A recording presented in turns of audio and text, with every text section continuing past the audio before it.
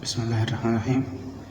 Hilbert space को समझने के लिए जिन टर्म्स की ज़रूरत पड़ती है इस वीडियो में हम उनको सीखेंगे, जिसमें सबसे पहले है वेक्टर। हम सब जानते हैं कि वेक्टर एक ऐसी फिजिकल क्वांटिटी को कहते हैं जिसको डिफाइन करने के लिए मैग्नीट्यूड के साथ साथ डायरेक्शन की भी ज़रूरत पड़ती है। वेक्टर फिज़िक्स में इतना ज़्यादा इन्वॉल्व क्यों है? फिज़िक्स में नेचर में हमारी लाइफ भी आ जाती है। सो आप ये कह सकते हो कि वेक्टर या फिर डायरेक्शन लाइफ के साथ इतने ज़्यादा इन्वॉल्व क्यों है? इसको समझने के लिए हम एक पॉइंट ऑब्जेक्ट को कंसिडर करते हैं। हम अज्यूम करते हैं कि एक पॉइंट ऑब्जेक्ट वो होता है जिसकी कोई डायमेंशंस नहीं होती है या उसको डिफाइन करने के लिए डायरेक्शंस की ज़रूरत नहीं पड़ती है। मतलब ये है कि आप एक डेड ऑब्जेक्ट हो, आप एग्जैक्टली इस पॉइंट के ऊपर हो, ना आप सोच रहे हो, ना आप मूव कर रहे हो, ना आप एक्सप्लोर कर रहे हो। नहीं आप इस पॉइंट के अंदर हो और नहीं इस पॉइंट के बाहर हो। अगर आप इस पॉइंट के अंदर हुए तो ये पॉइंट आपके लिए कुल कायनात बन जाएगा, बिना पॉइंट के मेंढक बन जाएगा।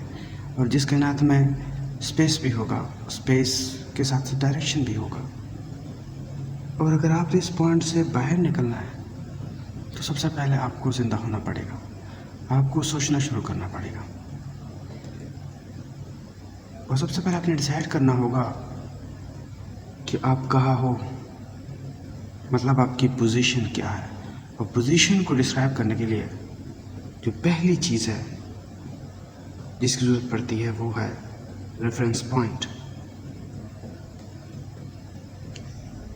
रेफरेंस पॉइंट हमेशा हम नाउन प्लेन या नाउन स्पेस का ही लेते हैं। क्यों?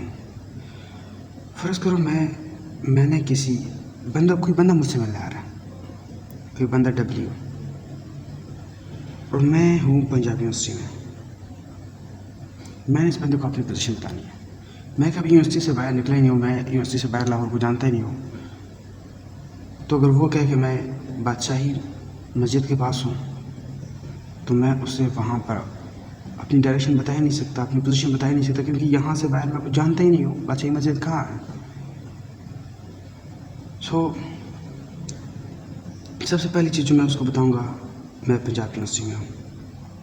पंजाब यूनिवर्सिटी कहाँ है इसको बताने के लिए डायरेक्शन की ज़रूरत पड़ती है, लेकिन उसको मैं जानता ही नहीं हूँ। तो मैं ये बात कर रहा हूँ कि रेफरेंस पॉइंट अपने नाउन प्लेन या स्पेस का ही क्यों लेना पड़ता है।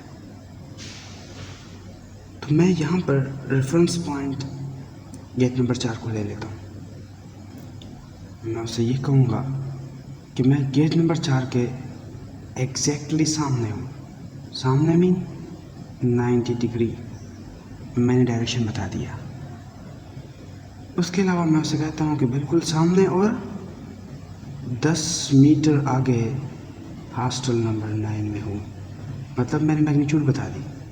मतलब मुझे अपनी पोजीशन बताने के लिए एक वेक्टर की ज़रूरत पड़ी और साथ साथ अपने एक नाउन प्लेन का, एक नाउन स्पेस का ही एक रेफरेंस पॉइंट लेना पड़ा। उससे रिलेटेड मुझे बता दी गेट नंबर 4 के सामने 10 मीटर आगे। यही वजह है कि वेक्टर्स हमारी लाइफ में बहुत ज़्यादा इन्वॉल्व है। 2D स्पेस में हम वेक्टर को कैसे रिप्रेजेंट करते हैं? v = x i hat + y j hat। इसको हम अगर ऑर्डर पेयर की शक्ल में लिखें तो होगा x and y। Mean 2D space या फिर प्लेन में वेक्टर को डिफाइन करने के लिए हमें 2 डायमेंशंस, 2 कोऑर्डिनेट्स की ज़रूरत पड़ती है। इसी तरह स्पेस या फिर 3D प्लेन में हमें वेक्टर को डिफाइन कैसे करते हैं? x i hat + y j hat + z k hat। Order triple की शेप में लिखे तो x y एंड z। ठीक है, 3 कोऑर्डिनेट्स की ज़रूरत पड़ती है हमें स्पेस में किसी वेक्टर को डिफाइन करने के लिए। इस 3D स्पेस को क्लासिकल स्पेस भी कहते हैं। इस 3D स्पेस को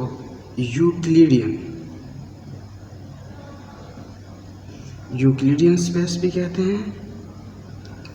और यही वो स्पेस है जिसको हम ह्यूमंस विजुअलाइज कर सकते हैं। मॉडर्न फिजिक्स कहती है कि भाई हाई डायमेंशंस भी होते हैं, जैसे 4 डायमेंशन स्पेस है कंटिन्यू,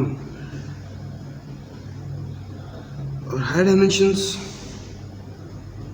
जिसमें हम वेक्टर को डिफाइन करने के लिए फर्स्ट करो हमारे पास एक ऐसी स्पेस है जिसके n डायमेंशंस है, n एक्सिस है और सारे एक दूसरे के परपेंडिकुलर है। तो उसमें वेक्टर को डिफाइन कैसे करेंगे हम? अगर हम इसको n टपल की शक्ल में लेके x1 x2 and so on to xn, सो ये n डायमेंशनल स्पेस एक ऐसा स्पेस होगा जिसमें वेक्टर को डिफाइन करने के लिए n कोऑर्डिनेट्स की जरूरत पड़ती है। हम आगे जाके सीखेंगे कि जो हिल्बर्ट स्पेस है वो इसी n डायमेंशनल स्पेस या फिर Euclidean n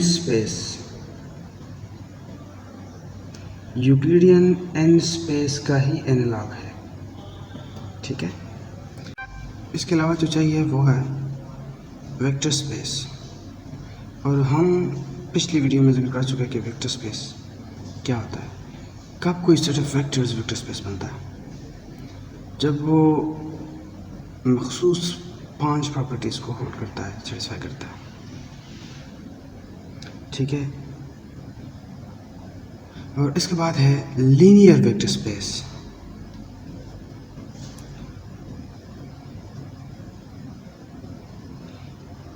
linearity of space को हम यहाँ पे इसको एक्सप्लेन करेंगे। कोई सेट ऑफ वेक्टर्स फर्ज करो ये v है, ये है, इसमें वेक्टर्स है v1 v2 v3 and so on. ये कब लीनियर होगा? ये सेट v लीनियर कहलाएगा अगर इसके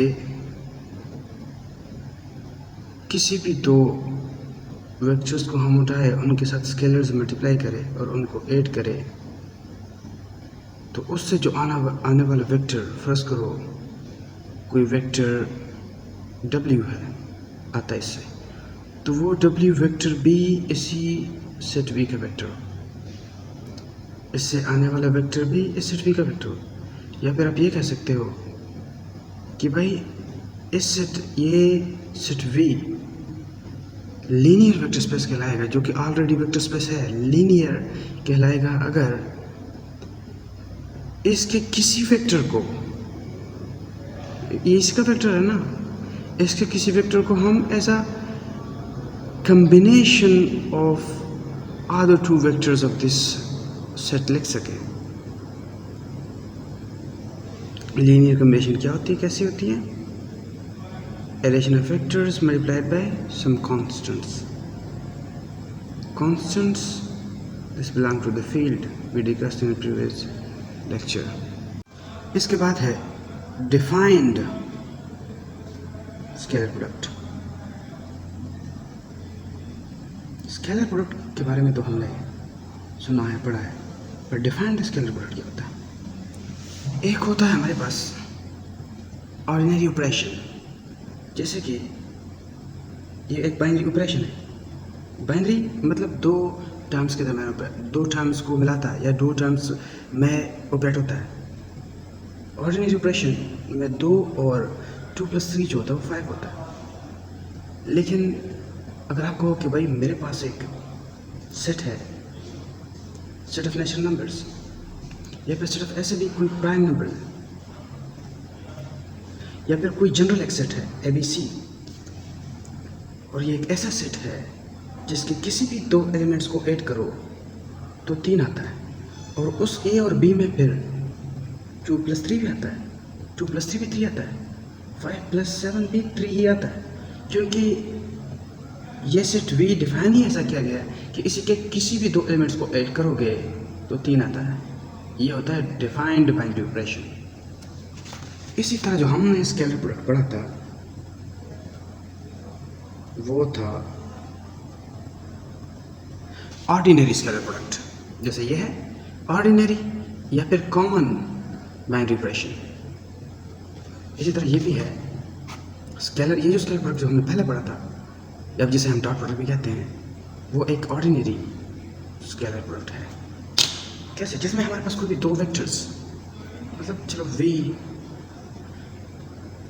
एक v और एक w का डॉट प्रोडक्ट कैसे हम लेते थे, इसको ऐसे ऑर्डर पेयर की शक्ल में लिख सकते हैं। कैसे हम लेते थे कि आयत, इधर जो भी कुछ है, आयत कंपोनेंट को आयत के साथ मल्टीप्लाई करते थे, जेड के साथ, और जी कंपोनेंट को जी के साथ मल्टीप्लाई करते थे। क्यों? क्योंकि बाकी जितने भी हम इसमें अप्लाई हम डिस्ट्रीब्यूटिव प्रॉपर्टी करते थे। अगर ये जो है ये एक्स आई हेड प्लस वाई जे हेड प्लस जी के हेड, या फिर 2 5 7 जी वाई एक्स वाई की जगह लगा दें। इस तरह अगर डब्ल्यू कोई 8 आई हेड प्लस 9 जे हेड प्लस, या फिर कॉमा, और ट्रिपल शेप में लिखना है तो कॉमा लगेगा, 9 11 के हेड। तो इसमें हम लगाते हैं डिस्ट्रीब्यूटिव प्रॉपर्टी ही है, 3 आई को इन तीनों से मल्टीप्लाई करते हैं, फिर इसको तीनों के साथ, फिर थर्ड टर्म को तीनों के साथ। लेकिन होता यह है कि डॉट प्रोडक्ट है, डॉट प्रोडक्ट में कॉस 0 1 होता है। ये सारे आई जे ये सारे पैरेलल है ना, तो पैरेलल में एंगल कितना होता है? 0 डिग्री। सो यही कंपोनेंट बन जाते हैं, टर्म्स बच जाते हैं,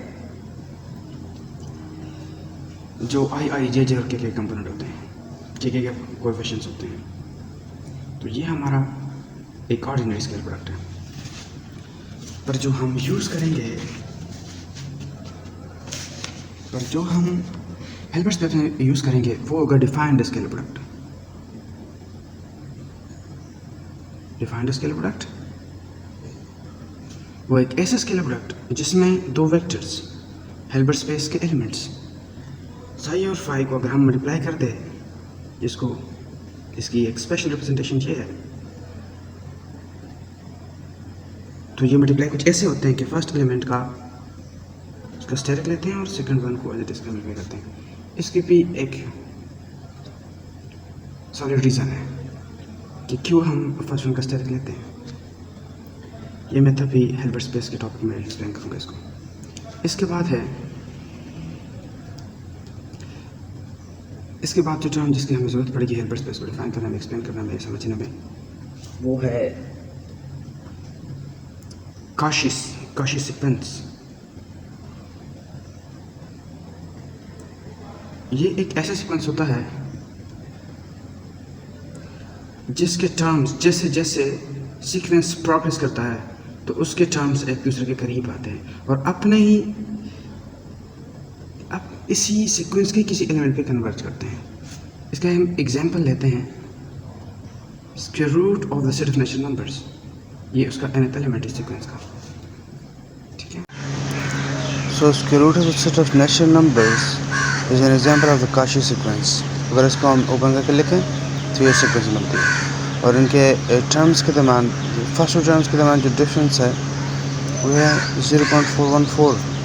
अगले दो टर्म्स के दरमियान जो डिफरेंस है वो 0.318, 0.4 कम हो रहा है। इसी तरह अगले दो टर्म्स के दरमियान जो डिफरेंस है वो 0.2 हो गया और कम हो गया। तो काशी सीक्वेंस एक ऐसा सीक्वेंस होता है जैसे जैसे हम प्रोसीड करते हैं सीक्वेंस में तो टर्म्स के दरमियान डिफरेंस कम होती जाती है।